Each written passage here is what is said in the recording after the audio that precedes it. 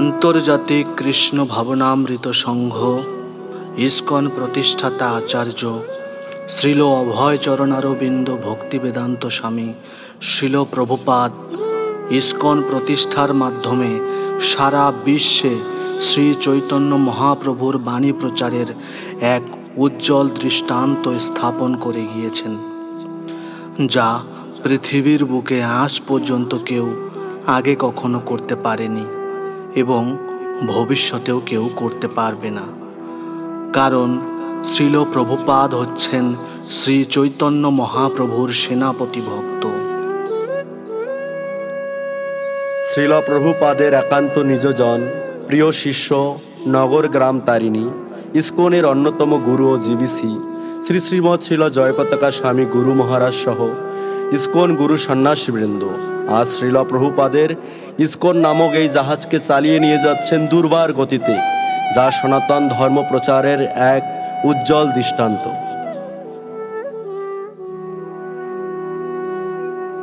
তবে আজকের আত্মকথা এক পরমহংস বৈষ্ণবের, যিনি শ্রীল প্রভুপাদের বিশ্বব্যাপী কৃষ্ণ ভাবনাময় প্রচারকে সর্বাঙ্গীন সার্থক ও আরও বেগবান করার নিমিত্তে তার জীবনকে উৎসর্গ করেছেন ওনার গুরুদেব শ্রী শ্রীমৎ শ্রীল জয়পতাকা স্বামী গুরু মহারাজের শ্রীচরণ কমলে, যিনি তার গুরুদেবের একটি নির্দেশকে হৃদয়ে ধারণ করে শুরু করেছিলেন প্রচার কার্যক্রম।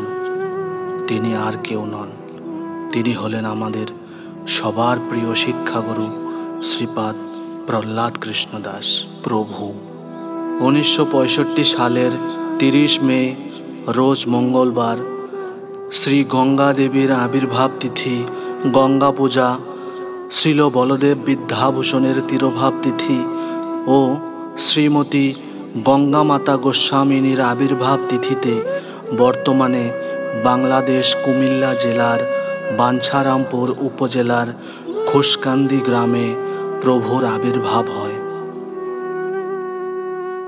একজন ধার্মিক বা তৎকালীন সময়ে শ্রী গৌর বিষ্ণুপ্রিয়াজি সম্প্রদায়ের দীক্ষিত ভক্ত পিতা পরেশচন্দ্র দেবনাথ এবং মাতা রেণুবালা দেবনাথের পুত্ররূপে আবির্ভূত হন এক সম্ভ্রান্ত পরিবারে। শৈশবে তার নাম ছিল শ্রী প্রমোদ দেবনাথ। তিনি শৈশব থেকেই পড়ালেখার পাশাপাশি ধর্মীয় আসরে ভাগবত পাঠ করে অসাধারণ খ্যাতি অর্জন ও সবার আশীর্বাদ লাভ করেছিলেন।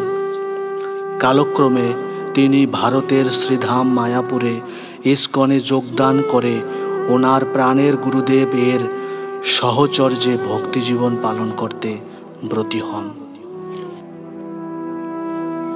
তিনি ছিলেন শ্রীল জয়পতাকা স্বামী গুরু মহারাজ এর মূল্যবান রত্ন এবং কৃষ্ণ ভাবনা প্রচারে গুরুদেবের একজন বীর যোদ্ধা। তিনি ছিলেন ভাগবত পাঠের একজন মহান বক্তা। তার সংস্পর্শে যারাই আসার সুযোগ পেয়েছিল, তারাই তার ভালোবাসার ডোরে বাধা পড়েছেন। তিনি তার আচরণের দ্বারা সমগ্র বিশ্ববাসীকে শিখিয়েছেন বৈষ্ণব সদাচার, বৈষ্ণব সেবা ও গুরুভক্তি। তাই গৌড়ীয় বৈষ্ণব পরম্পরা ধারায় তিনি একজন পরমহংস বৈষ্ণব। অসাধারণ প্রচার ও অনুসরণীয় বৈষ্ণব আচরণ ও বৈষ্ণব সেবার দ্বারা সারা বিশ্বের বৈষ্ণব সমাজের অন্যতম মুকুটমণি হয়ে নতুন আলোকে উদ্ভাসিত করেছেন ভুবনজয়ী কৃষ্ণ ভাবনা আন্দোলনকে। ভক্তি জীবনের শুরুতে 1993 সাল থেকে 1994 সালের শেষ পর্যন্ত তিনি শ্রীধাম মায়াপুর ব্রহ্মচারী আশ্রমে নৈষ্ঠিক ব্রহ্মচারী হিসাবে যোগদান করেন এবং শ্রী শ্রী চন্দ্রোদয় নাট্যগোষ্ঠীর অন্যতম সদস্য হিসাবে মায়াপুরে বিভিন্ন মহারাজ ও সিনিয়র ভক্তদের অত্যন্ত স্নেহভাজন হয়ে সকলের হৃদয় জয় করেন এবং গুরু মহারাজের একান্ত সেবায় নিজেকে যুক্ত করেছিলেন। সেই সময়ে শ্রীমৎ ভক্তি পুরুষোত্তম স্বামী মহারাজের সান্নিধ্যে তিনি তার আধ্যাত্মিক শিক্ষা শুরু করেন এবং অনেক গর্বের সাথে বলতেন, আমার শিক্ষাগুরু শ্রীমৎ ভক্তি পুরুষোত্তম স্বামী মহারাজ, আমি ওনার কাছ থেকে সব শিখেছি। গুরু মহারাজ 1995 সালে প্রভুকে বাংলাদেশে প্রচার করার জন্য নির্দেশ দেন এবং পরবর্তীতে ওনার প্রাণের গুরুদেব শ্রীল জয়পতাকা স্বামী গুরু মহারাজের নির্দেশে মায়াপুর ব্রহ্মচারী আশ্রম থেকে প্রচারের উদ্দেশ্যে বাংলাদেশে আসেন। গুরু মহারাজের উপদেশ শিরে ধারণ করে গুরুদেবের চরণে সম্পূর্ণভাবে আত্মসমর্পণ করে এবং গুরুদেবের শিক্ষা ও আদর্শকে হৃদয়ে ধারণ করে বাংলাদেশ তথা বহির্বিশ্বেও কৃষ্ণ ভাবনামৃত আন্দোলনকে সুদৃঢ়ভাবে প্রসারিত করে গেছেন। গুরুদেবই ছিলেন তার জীবনের সর্বস্ব। প্রথমত তিনি নারায়ণগঞ্জে এসে একটি বাসা ভাড়া নিয়ে সারা বাংলাদেশে তারক ব্রহ্ম হরিনাম কীর্তনে ভাগবত পাঠক ভূমিকায় কৃষ্ণ ভাবনা প্রচার করার উদ্দেশ্যে অনেক ভক্তকে গুরু মহারাজের শ্রীচরণে যুক্ত করেন। এক সময় নরসিংদীতে ভাগবত পাঠ করার মাধ্যমে 120 টাকা প্রণামী পান এবং তা দিয়েই নরসিংদীতে শ্রী শ্রী গৌরনিতাই নামহট্ট সংঘ প্রতিষ্ঠা করার সিদ্ধান্ত গ্রহণ করেন।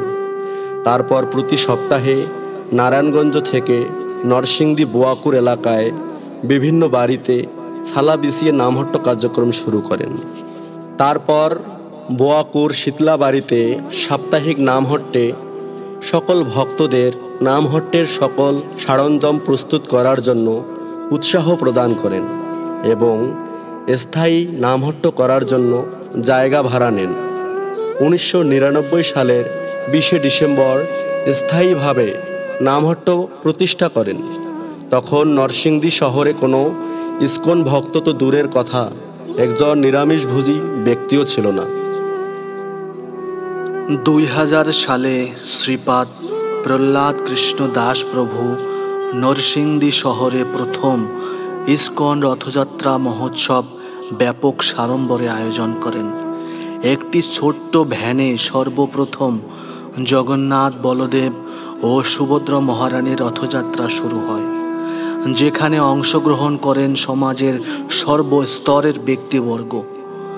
আনুমানিক 2002 সালে শ্রীমৎ ভক্তি পুরুষোত্তম স্বামী মহারাজ ও শ্রীমৎ গৌরাঙ্গ প্রেম স্বামী মহারাজ সহ মায়াপুর চন্দ্রোদয় নাট্যগোষ্ঠী বাংলাদেশে আসেন এবং নরসিংদীতে একটি স্টেজ প্রোগ্রাম করেন।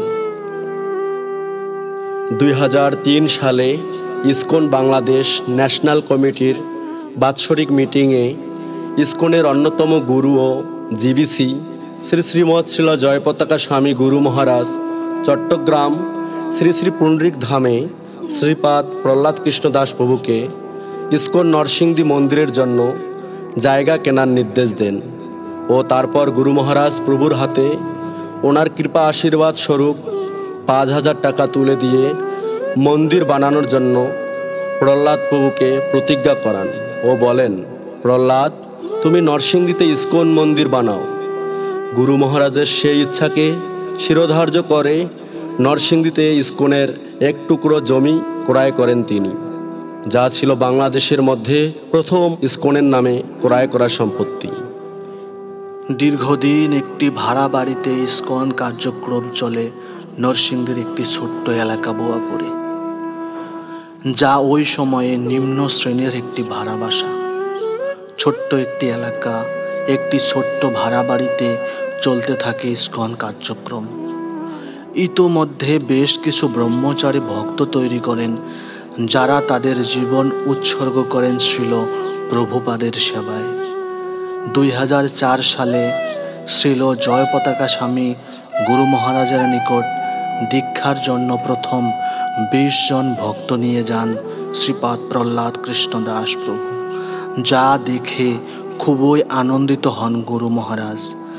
ধীরে ধীরে নরসিংদী শহর সহ পার্শ্ববর্তী এলাকাগুলোতেও ইস্কনের বেশ কিছু ভক্ত হতে থাকে। 2004 সালে 15 জন ছাত্রছাত্রী নিয়ে শ্রীপাদ প্রহ্লাদ কৃষ্ণ দাস প্রভু শুরু করেন জগন্নাথ গুরুকুল বিদ্যালয়। একটি আদর্শ গৃহস্থ ভক্ত গোষ্ঠী গড়ে তোলার লক্ষ্যে তিনি 2006 সালে নরসিংদীতে প্রতিষ্ঠা করেন শ্রদ্ধাকুটির মন্দির সংঘ SMS। গড়ে তোলেন একটি অতি উন্নত মুক্ত জীবন আকাঙ্ক্ষী শুদ্ধ আত্মাদের আশ্রম, নৈষ্ঠিক ব্রহ্মচারী আশ্রম ও সংঘ NBS এবং আদর্শ শিক্ষায় শিক্ষিত কুন্তী দেবী মাতাজি সংঘ KMS। এই সকল কার্যক্রমের শিক্ষা প্রদান করেছেন শ্রীপাদ প্রহ্লাদ কৃষ্ণ দাস। এর ধারাবাহিকতা দেখে ইস্কনের ত্রিদণ্ডী সন্ন্যাসী ও গুরু শ্রীমৎ শ্রীল সুবক স্বামী মহারাজ বলেন, নরসিংদী ইস্কন হচ্ছে মিনি মায়াপুর। তিনি বলেন, শ্রীধাম মায়াপুর যেমন খুব ছোট্ট পরিসরে শুরু হয়ে এত বড় অবস্থায়, নরসিংদী ইস্কনও মায়াপুরের ভাবধারায় এগিয়ে যাচ্ছে। তিনি ছিলেন ইস্কন বাংলাদেশ ন্যাশনাল কমিটির অন্যতম সদস্য, বাংলাদেশ ইস্কনের এক্সিকিউটিভ কমিটির সদস্য, শ্রীল জয়পতাকা স্বামী গুরু মহারাজ কর্তৃক বাংলাদেশ ম্যারেজ ব্যুরো IBMB এর আজীবন চেয়ারম্যান, বাংলাদেশ ব্রহ্মচারী কাউন্সিল এর ব্রহ্মচারী কাউন্সিলর, ইস্কন বাংলাদেশ গৃহস্থ ভক্ত বিষয়ক সেবক ও ইস্কন নরসিংদী শ্রী শ্রী জগন্নাথ মন্দিরের প্রতিষ্ঠাতা ও সুদক্ষ অধ্যক্ষ। শ্রীপাদ প্রহ্লাদ কৃষ্ণ দাস প্রভুর শিক্ষাগুরু শ্রীমৎ ভক্তি পুরুষোত্তম স্বামী মহারাজ 2005 সালে নরসিংদীতে ইস্কনের এত ব্যাপক কার্যক্রম, এত ব্রহ্মচারী ও গৃহস্থ ভক্ত প্রচার প্রসারণা দেখে তিনি GBC এর পক্ষ থেকে নরসিংদী শ্রী শ্রী গৌরনিতাই নামহট্ট সংঘকে ইস্কন মন্দির বলে ঘোষণা করেন এবং পরবর্তীতে শ্রীমৎ ভক্তি পুরুষোত্তম স্বামী মহারাজ নিজে 2010 সালে নরসিংদীতে ইস্কন মন্দিরের ভিত্তিপ্রস্তর স্থাপন করেন। নরসিংদী ভক্তদের উদ্দেশ্যে শ্রীল জয়পতাকা স্বামী গুরু মহারাজ 2012 সালে শ্রী শ্রী পুণ্ডরিক ধামে বলেছেন, তোমরা নরসিংদীর ভক্তরা এই জন্যই ভালো আছো যে তোমরা একটি জায়গা থেকে শিক্ষা গ্রহণ করছো। জগৎগুরু শ্রীল প্রভুপাদের অশেষ করুণায় নরসিংদীতে আজ গড়ে উঠেছে একটি স্বয়ং সম্পূর্ণ পূর্ণাঙ্গ স্বনির্ভর ইস্কন মন্দির। আজ ইস্কনের নিজস্ব সম্পত্তিতে গড়ে উঠেছে একটি আদর্শ ইস্কন মন্দির, যেখানে ভক্তদের সেবা গ্রহণ করছেন ভগবান শ্রী শ্রী জগন্নাথ বলদেব সুভদ্রা মহারানী, শ্রী শ্রী রাধা মাধব শ্রীমান মহাপ্রভু ও শ্রী লক্ষ্মী নৃসিংহদেব। এখান থেকেই নরসিংদী জেলা ইস্কনের প্রধান কার্যালয়ের মাধ্যমে ব্যাপক প্রচার কার্যক্রম চলছে।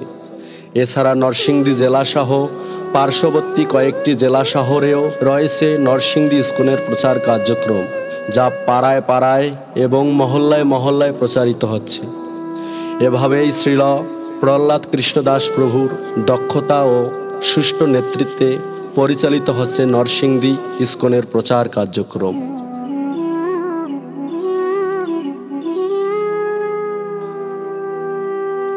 গত 18 সেপ্টেম্বর 2023 খ্রিস্টাব্দে শ্রীপাদ প্রহ্লাদ কৃষ্ণ দাস প্রভু 2 জন ভক্ত নিয়ে শ্রীধাম মায়াপুরে যান এবং মায়াপুরে অবস্থানকালে 20 সেপ্টেম্বর তিনি শারীরিকভাবে অসুস্থ হয়ে পড়েন।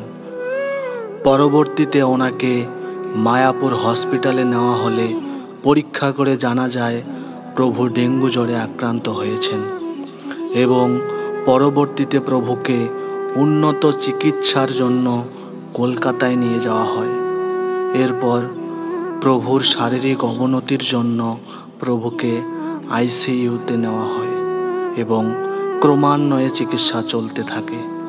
কিন্তু শ্রীকৃষ্ণের মধুর ইচ্ছায় গত 24 সেপ্টেম্বর 2023 খ্রিস্টাব্দ রাত 11:30 তিনি কলকাতার দি সান হসপিটালে নিত্যলীলায় প্রবেশ করেন এবং পরমেশ্বর ভগবান শ্রীকৃষ্ণের নিত্য সেবায় যুক্ত হন।